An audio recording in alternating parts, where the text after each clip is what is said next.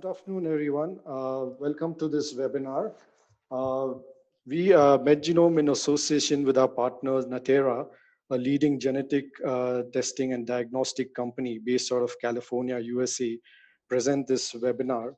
Natera is a global genetic testing and diagnostics company, and they have developed and commercialized a number of proprietary genetic testing services. And one of their leading tests that they have developed is the Panorama non-invasive prenatal test.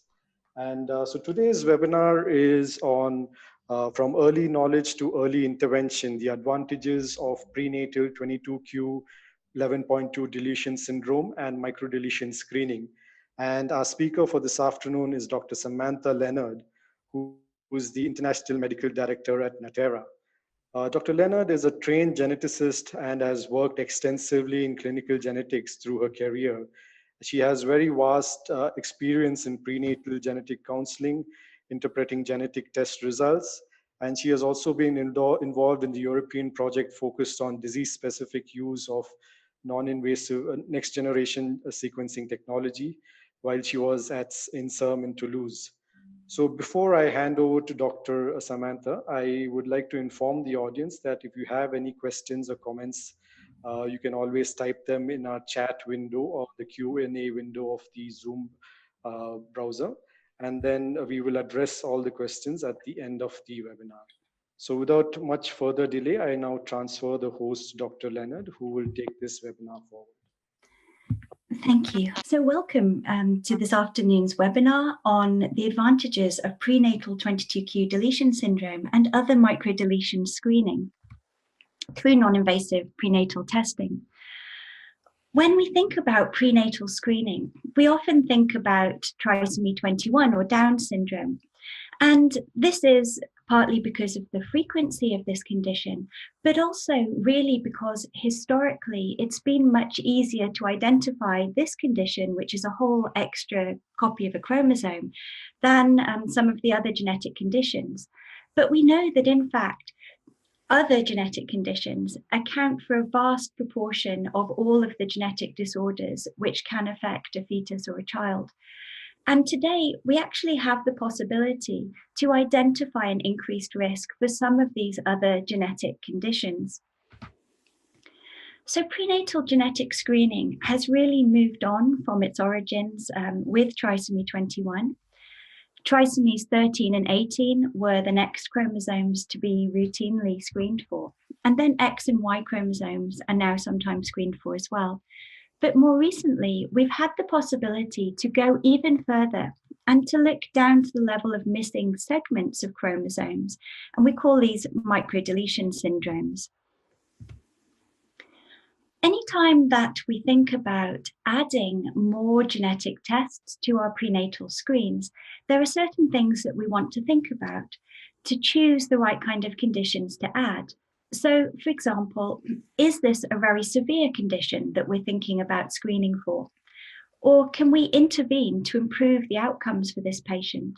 And very importantly, what kind of information do we have available to give patients so that they can use this information to make decisions or for the doctors to manage the pregnancy? So going beyond the common trisomies, there are a number of types of expanded testing that are currently available. So we can look at targeted microdeletions. So we can look specifically at known, well-defined syndromes when we do prenatal screening. Another possibility is to do an untargeted screening test, which will look across the whole genome for extra or missing pieces of chromosome material. And we even have the possibility now to go further and look at some single genes when we do prenatal screening. And I'll mention this again at the very end. So the American College of Medical Genetics has made some recommendations about going further with prenatal screening. And in their recent recommendations, they gave some support for select microdeletion screening, so particular syndromes. And they said that it's important that sensitivity and specificity and the predictive values of the test should be reported. And this is so that the patient and the physician have an idea of the expected performance of this test. but they did not give support for screening for rare autosomal trisomies, so trisomies other than 13, 18, and 21, or genome-wide copy number variants. So these are the small extra or missing pieces of chromosome material across the genome that can be screened for. And then the International Society for Prenatal Diagnosis also made a statement about microdeletions. And what they said was that when cfDNA screening is extended to microdeletion and microduplication syndromes or rare trisomies, the testing should be limited to clinically significant disorders or well-defined severe conditions. And they too said that there should be performance parameters explained to the patient and the physician to know about the performance of the test. I want to focus today on a particular microdeletion syndrome, the 22q syndrome. And this I'm focusing on because it is the most frequent human microdeletion syndrome, and because there are a number of things that we can do with that information to try to improve the outcome. This condition has had several other clinical names in the past. It's one of the causes of the DeGeorge syndrome, and it's also been called bilocardiofacial syndrome. The condition has congenital heart defects in around 75% of affected people, but 25% have no heart defect. And that means that these are extremely difficult or virtually impossible to detect prenatally without a specific screening test. And the prevalence is around 1 in 2,000. This is the number that usually gets quoted. But more recent studies have indicated that as we become more and more adept at identifying and screening for this condition, we're likely to find that it's actually more prevalent than this. So to look at how it compares with other conditions that we may screen for, we can see that the 22q deletion syndrome is actually more frequent than cystic fibrosis, trisomy 18, and trisomy 13, which are other conditions that we might commonly consider screening for. And one of the interesting things about microdeletions is that unlike the trisomies or Down syndrome, it doesn't change in incidence with increasing maternal age. So we see here how Down syndrome, the older the mother gets, the higher the risk of having a baby with Down syndrome. But for microdeletions, this likelihood remains the same. And so what this means is that for a younger mother, she is actually at a higher risk of having a baby with a microdeletion syndrome than she is of having a baby with Down syndrome. So why do deletions tend to occur in this particular area? Well, this is a microdeletion syndrome. They often encompass a number of different genes, and they can be variable. So some patients will have a big deletion, and some patients may have smaller deletions. The most common deletion is this 3 megabase deletion here, which encompasses these first genes. And this accounts for around 87% of cases.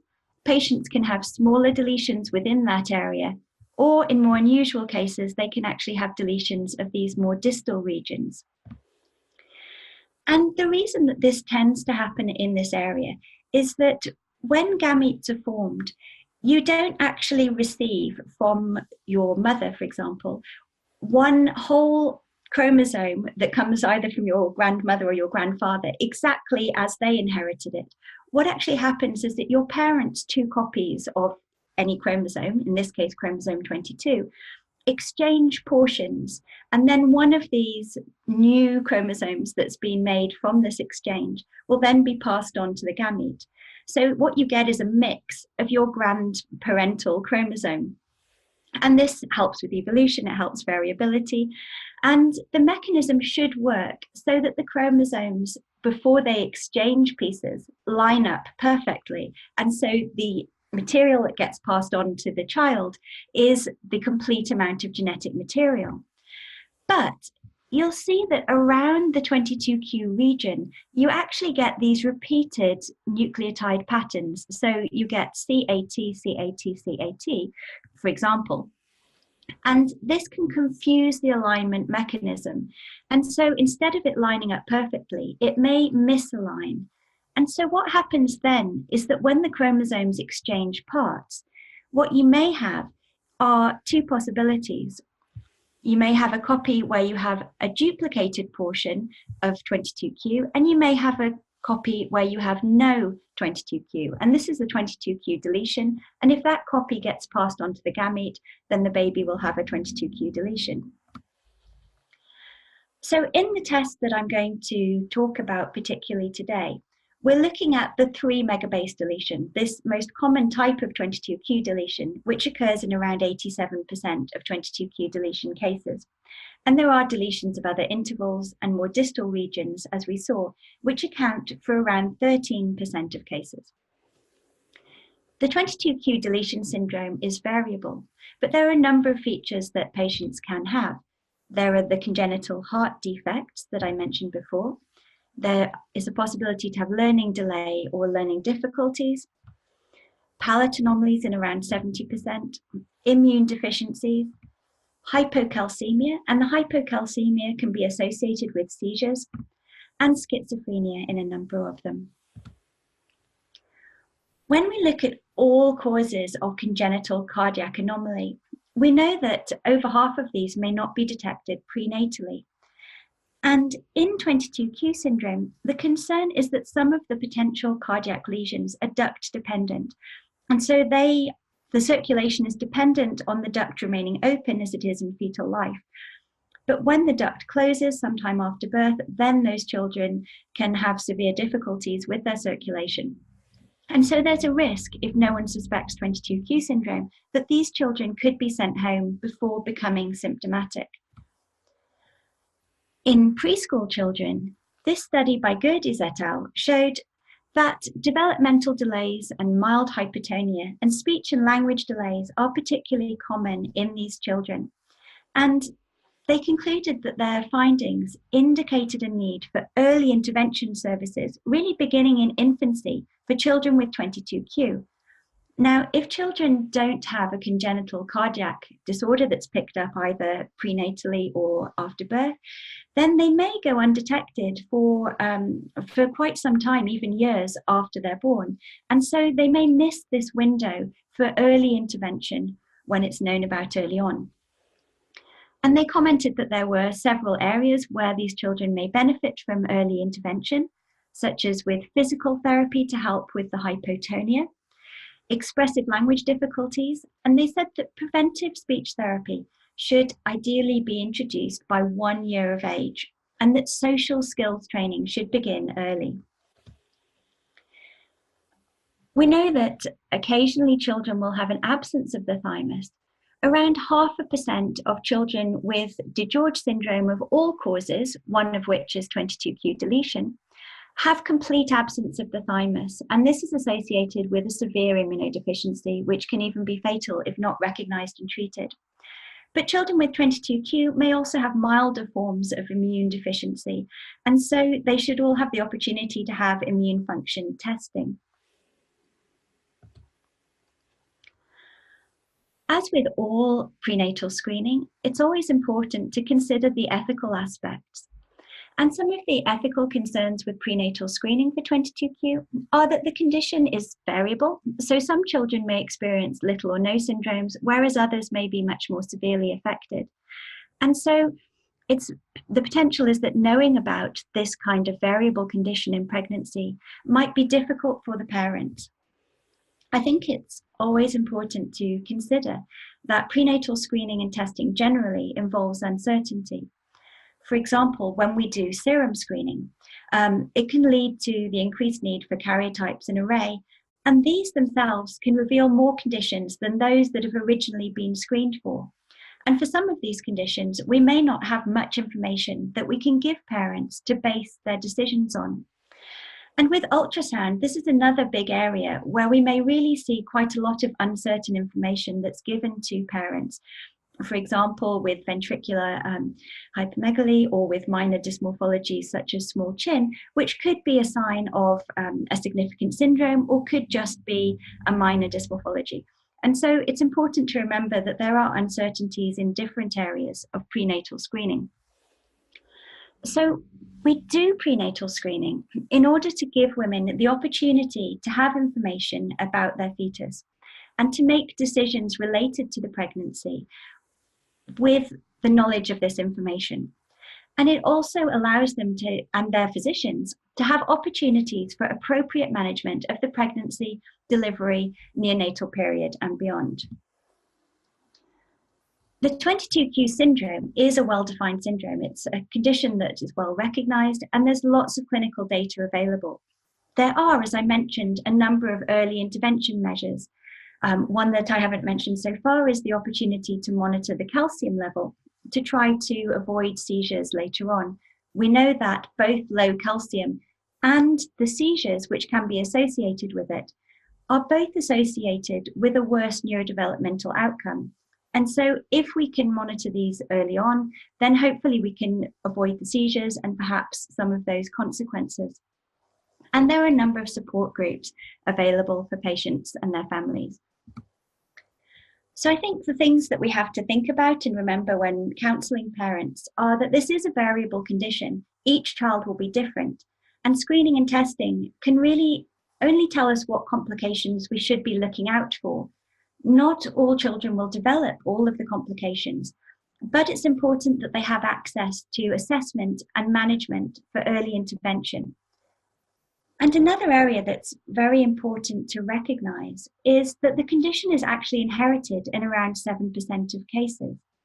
And this may mean that there are unrecognised affected parents.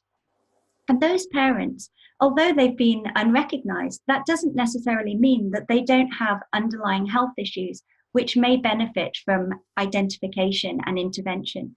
And so if it is identified in a parent, then they may then have access to appropriate health surveillance and, of course, genetic counselling, because if a parent themselves is affected, then their risk of having an offspring with this condition is now 50%. And we know that it can be variable in families. So I just want to talk about a couple of case studies. This child came to clinical genetics at 24 months old and had delayed walking and speech. And they'd been to see a number of paediatricians, and nobody was really sure why they had this delay. So eventually, because of the history and some of the physical features of the child, a 22q test was performed, and this was found to be positive. And so the child was then given access to cardiology and immunology assessments. They had a blood count and calcium screening. And very importantly, her parents then had an answer as to why she was delayed, and they could access appropriate support and surveillance for her. Parents can often go on what's sometimes described as a diagnostic odyssey, where they see specialist after specialist and have numerous tests before they find out what the answer is. And so early knowledge of this condition can help to avoid that.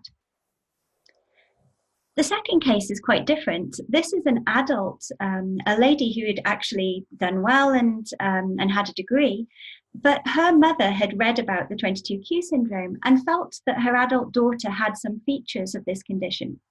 And so after discussion, they both decided to go ahead and have testing. And the condition 22q deletion was identified in the daughter. And once she had this diagnosis, she noted that she had always suffered from anxiety and some difficulties in this area, and that she was very different from her outgoing siblings. And she felt that knowing this diagnosis had given her an answer as to why this was the case. And it also allowed her to access appropriate surveillance for her own health. And of course, to have appropriate reproductive counselling, because she now had a high chance of having a child with 22q deletion herself. So we're going to look at how this test can perform prenatally. So I'm going to talk about this SNP-based NIPT. NIPTs can, non-invasive prenatal tests, can either be based on a counting methodology or on a SNP methodology. And the SNP methodology refers to single nucleotide polymorphisms. These are single letter changes in the genetic code, and they occur at hundreds of thousands of different points in our genome. And they're not associated with health problems, but they do allow us to tell the difference between one set of DNA and another set of DNA. And this particular test analyzes more than 13,000 of these points to look at whether there's missing or extra chromosome material at those points. And because it's a targeted technology, it allows you to look at these smaller deleted areas. And so if we look at how that looks when we look at these points, you see here that at this point in the genetic code, the mother has a G and the baby has inherited an A from the father.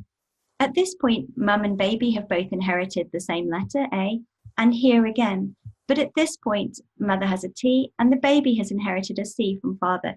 So these allow us to tell the difference, and they allow you to look in detail at particular areas of the genome.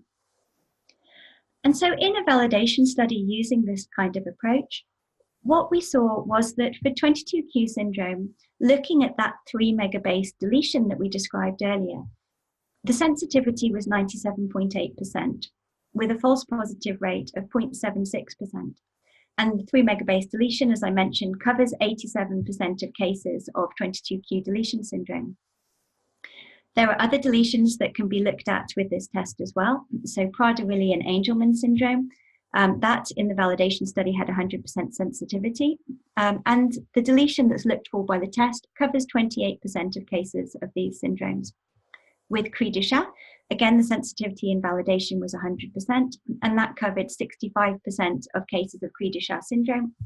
And 1p36, which is a further microdeletion, again, in the study, the sensitivity was 100%, and the deletion area that was being looked at accounts for 60% of cases of 1p36 syndrome. Going further and looking at clinical data, the 22q deletion test showed a sensitivity of 90% for the 3 megabase deletion, looking in samples from pregnant women, with a specificity of 99.74% and a false positive rate of 0.26%. In this article published recently by Martin et al., looking at the clinical experience with this SNP-based or single nucleotide polymorphism-based test for 5 clinically significant microdeletions, it showed that in the samples that had been sent for testing, the prevalence combined for these disorders was 1 in 676, and that with a revised screening protocol, it was possible to reduce the false positive rate and increase the positive predictive value. The positive predictive value is the likelihood that a high-risk result will be confirmed, that it is genuinely an affected child. So if we look at the improvements over time of the test performance, we can see that for 22q deletion syndrome, the original false positive rate of 0.33% was reduced to 0.07%.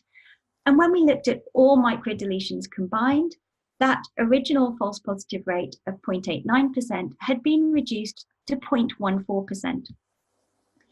And the positive predictive value was also analysed.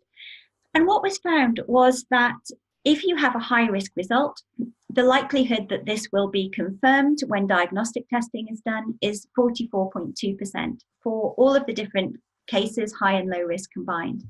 When we look at whether or not there were ultrasound abnormalities, we find that if you had ultrasound abnormalities and a high-risk result with this screening test, then the likelihood was virtually 100% that that would be confirmed. If there was a normal ultrasound, then the high-risk result would be confirmed by diagnostic testing in about 18.5% of cases. And so in order to be conservative, because we don't always know whether or not there are ultrasound findings, the reports for this screening test will show for a high-risk result a 1 in 5 risk for that fetus. The American College of Medical Genetics came out with a number of statements about pre-test counselling for these microdeletions and extended screenings. And they said that it was important to discuss the desire for screening versus diagnostic testing. It's very important to remember that non-invasive prenatal testing is always a screening test. And it's always important to, when you receive a high-risk result, to confirm this or to offer diagnostic testing or a confirmation after birth. It's important to discuss the parent's desire for maximum fetal genomic information and for them to understand that no matter how good the genetic test, it is not possible with today's technologies to identify every single genetic condition. And so these screening tests represent what we have available to us at this point in time in order to identify different conditions. It's very important that they are aware that with microdeletion screening, there is a higher false positive and false negative rate compared to the common aneuploidy screening that they might be more familiar with. So these are smaller areas of chromosome material and they can be more difficult. And it's important to inform them, as we discussed, about the potential for conditions with uncertain prognosis. And finally, that the lab should specify parameters about the performance of the test. They also had advice for post-test counselling. And what they said was that when a high-risk result was received, it was important to refer to a trained genetic professional to offer diagnostic testing with chromosome microarray when a high risk for microdeletion is identified. This is because a karyotype is unlikely to identify these conditions unless you do additional specific work with it. So they recommend offering diagnostic testing with a chromosome microarray after a high risk result for a microdeletion, and to provide accurate, balanced, up-to-date information that is at an appropriate literacy level for those patients. So why do we feel that 22q is a condition that it is worth discussing with patients as a potential screen that they may be interested in? Because it gives information that can be of use in pregnancy continuation decisions and pregnancy management decisions. There are a number of screenings and surveillances that can be put into place, so detailed fetal echocardiography. The baby can be delivered in a specialist centre that is prepared to look after these children.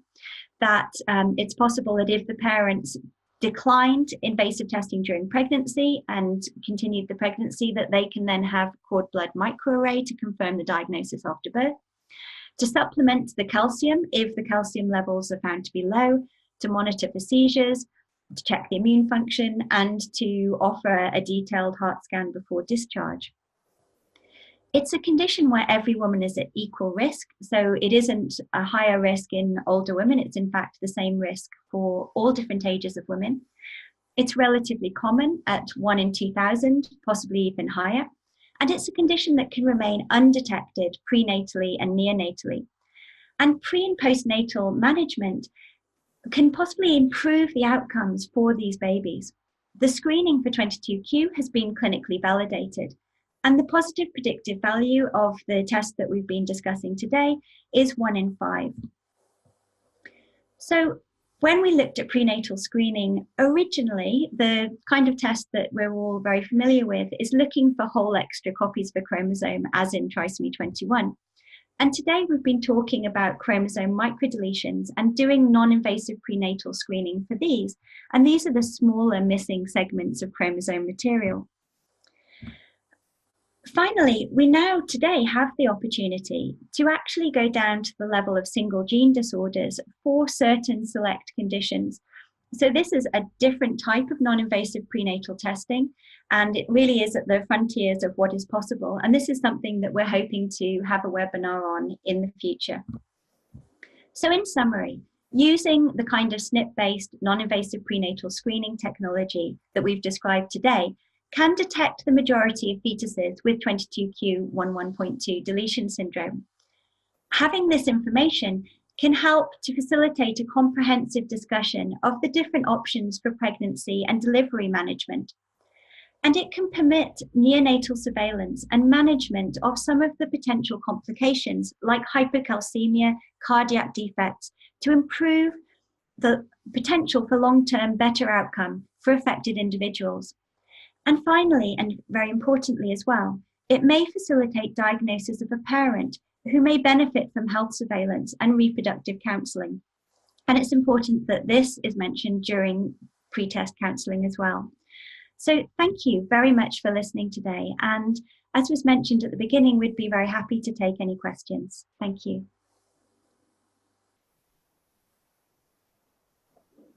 Okay. Thank you very much, Dr. Leonard, for that insightful talk on 22q11.2 microdeletions. And I now invite the audience to, have any questions to Dr. Leonard through the Q&A or the chat window.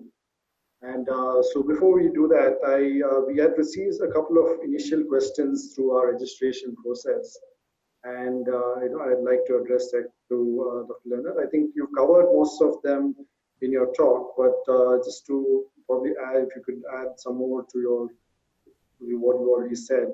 To start off with, Dr. Rabbani from Bangladesh would like to know more about the sensitivity and specificity of microdeletion assay work. Of course. So I'll just quickly go back to the slide that shows us some of that data.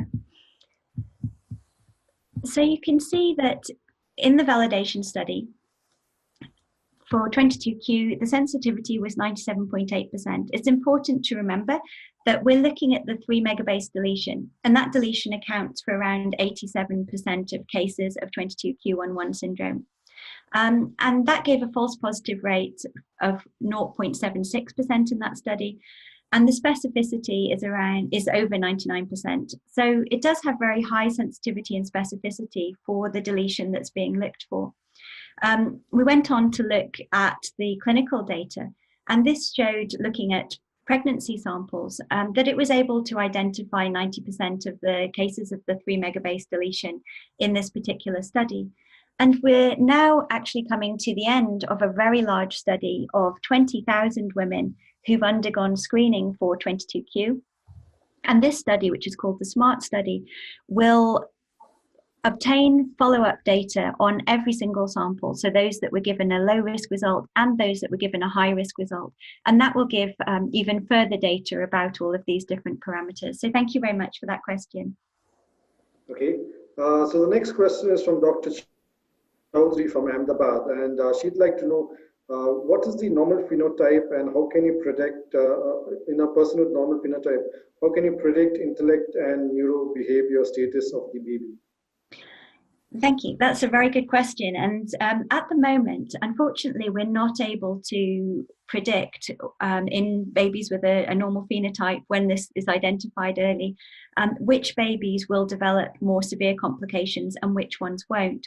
We're starting to understand that there may be some genetic modifying genes that may affect that long-term outcome. And so hopefully at some point in the future, it will be possible to give a clearer picture of which babies are likely to be more severely affected and which ones aren't. So at the moment, we don't know which babies will be more or less severely affected. And so it's important that all of these babies, once they're identified, are offered the appropriate screening and follow-up. Okay. And Dr. Ritu from Kochi would like to know more about NIPT for single gene disorder. I know you have mentioned this in your talk. Absolutely. Yeah. This is something that's really, as I said, at the frontiers of non-invasive prenatal screening. So the test that we developed recently looks at 30 different genes for different groups of conditions, from syndromic causes to such as tuberous sclerosis, for example, or Rett syndrome, to craniosynostosis syndrome such as Apert and Cruzon, to some of the skeletal disorders like osteogenesis imperfecta, and finally a large number of genes associated with Noonan spectrum disorders. And so this is really looking down at the level of single letter changes in the DNA code. And it's something that that is very different from the types of tests that have been available to date. So I very much hope that we can have a webinar on that at some point and go into those in more detail. But in the meantime, if anyone is interested in getting some more information about that test and what kind of conditions can be identified, then please do get in touch with our colleagues at MedGenome, who will be able to provide you with further information. Okay, so we have a couple of questions from the audience. Dr. Vijay would like to know how to interpret and deal with mosaicism. So this test, as it stands at the moment, does not, it's not designed to identify cases of mosaicism. So we're looking at cases where the patients have got 22q deletion syndrome as a full disorder. Mosaic cases are always very difficult to interpret, and it can be extremely difficult if you detect mosaicism in one tissue to know which other tissues it may or may not be present in. So it's always a serious challenge for genetic testing generally.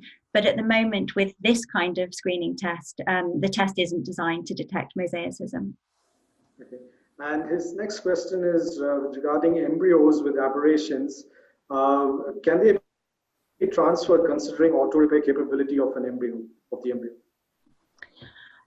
So again, can an embryo with this condition be transferred? I don't know that there have, to my knowledge anyway, I'm not aware of studies that have shown data on auto repair for this specific condition. So I really wouldn't be able to comment on transferring or not transferring. I know that there's been a large amount of debate recently about which embryos to transfer or not transfer.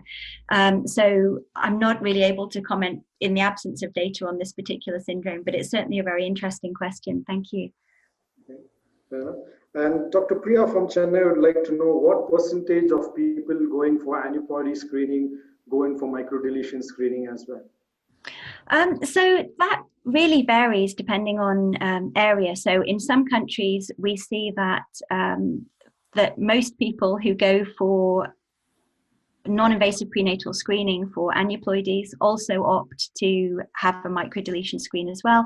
And in other countries, it's a lot less common. I think it depends on the awareness of patients generally about these conditions, and on whether their doctors are finding or comfortable discussing these with them. So I think it partly depends on that. But we do see a lot of variability between countries, with some places tending to opt very frequently for microdeletion screening. Okay. And Dr. Manoj from Delhi would like to know, what is the incidence of 22q deletion high-risk cases in your experience? So if we look at the results of the clinical experience study, which uses the SNP-based NIPT, which was published in Clinical Genetics in 2017 by Martin et al., after improvements were made to the screening protocol for 22q11 with this test, high-risk results were found in around 1 in 900 cases. The positive predictive value, or PPV, was 44% for these, as we showed on the slides previously.